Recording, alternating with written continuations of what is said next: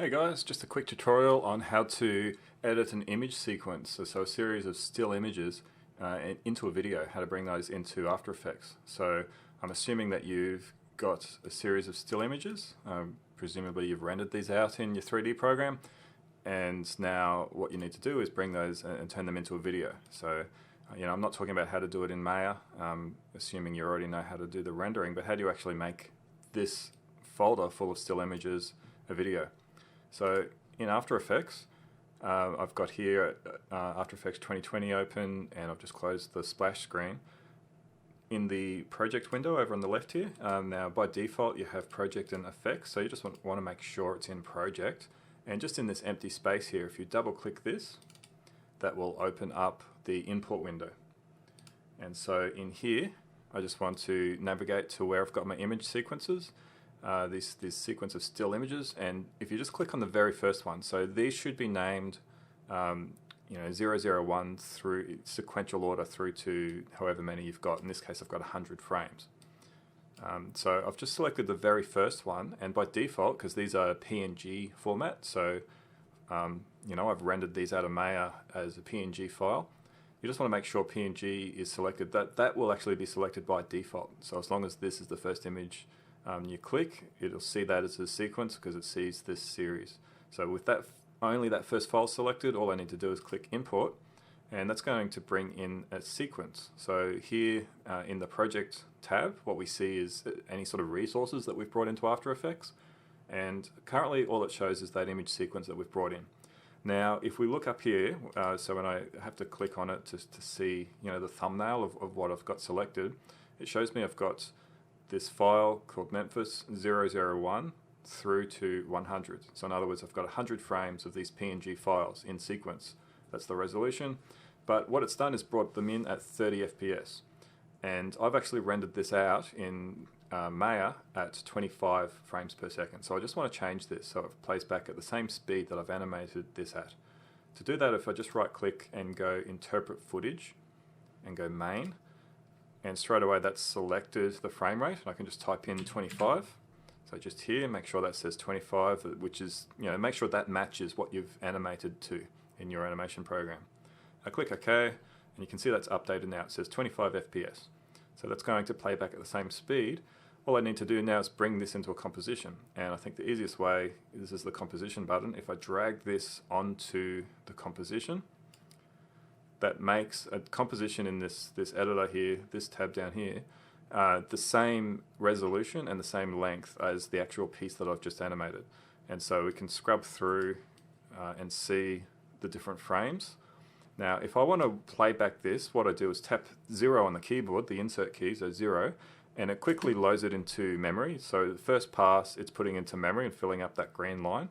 Once that green line is full, it means it's in memory, and then it plays back at the actual frame rate. So now it's playing back, now that it's done that first pass, it's playing back at 25 FPS, and we can see, just double check that it's working. At this stage I can do any sort of post-processing I want to do. If I wanted to add a vignette or do some color correction or something like that. I'm not going to do any of that for this tutorial, it's just a quick little tute on how to get it up and running as a video. But what I do want to do is change this, because this is a seamless loop, and I want this to loop more than one time. At the moment it's running for 4 seconds at exactly 100 frames at 25 FPS. I want my sequence composition to run for 12 seconds. So first thing I'm going to do is edit this composition. So if I go into composition and composition settings in here, by the way, you can also change the frame rate here if this is what you need to do, but anyway, I've already set that when I've interpreted the footage. All I'm doing here is changing the duration. So at the moment it's set to, the length of this composition that I'm editing is set to 4 seconds. I'm just going to change that to 12. So I hit OK, and it looks like nothing's changed in here, but you'll notice that there's this is the range slider. So this zooms in, and it's like a picture of a mountain, and we're close up to the mountain. And if I zoom away, you can see as I move out, it's showing me the full length. So if I move this all the way to the left, it shows me the full length of this timeline, so the full 12 seconds. And if I scrub through now, we're seeing over the first 4 seconds, I've still got that exact same speed, the exact same length of animation of 4 seconds, and then we've got nothing, it's just black for the rest of the animation. So what I want to do now is I'm just going to copy this. I'll jump to the very start. So I'm scrubbing to the very beginning, selecting this and just going Control C to copy, Control V to paste. So that's because I've gone Control C, it's already copied. So now I'm just going to go Control V again to paste it again. And so now I've got 3 compositions and I just want to drag them along. So this one I'm going to drag to the end.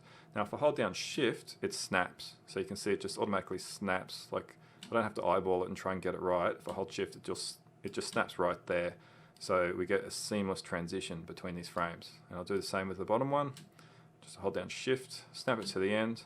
And let's just tap 0 on the keypad and let it load into memory and play it back. And what we'll see is seamless transition between these repeated compositions, and so that 4-second animation is now playing 3 times over, giving us 12 seconds of this this looping animation. So I've got my video done. That's exactly what I want. I can just tap 0 to stop it, or just click in the range slider will stop it from playing. And now I'm good to go. I've got the video as I want, and I just need to export it out as a video. And to do that, to transcode that video, we'll use Media Encoder. So what I'll do is go File, Export, Export, Adds to Media Encoder Queue. So I click on that, and that opens Media Encoder, which I've got here. And we'll just wait for a second, and that will populate this queue with my video. Now you want to make sure if this is output to the web, H.264 is your preferable codec.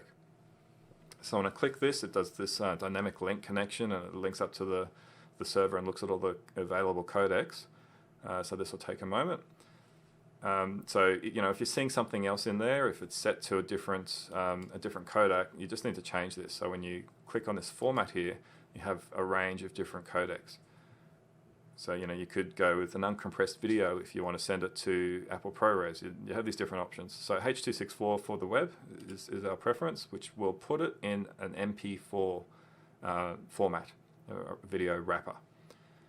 So that's fine. So I'll hit OK. What I do want to do is make sure that this location obviously is somewhere I can find it. I'll just click on that. By default, that's put it in this location, which is really not what I want.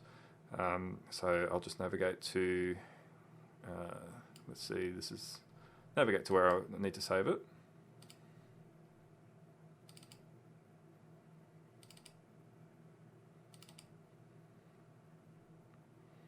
Okay, so you can see here, I've done a couple previously. I'll just call this 03. So Memphis 03 is the name of this video. I'll hit save.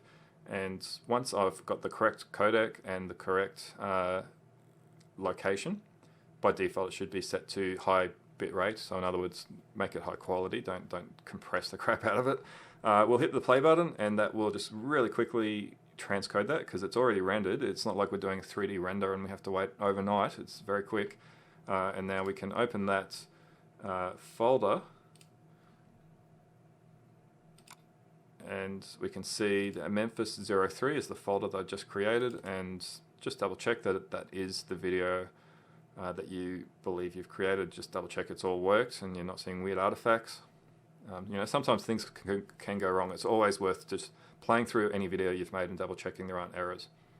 So that is how you go about turning an image sequence into a video.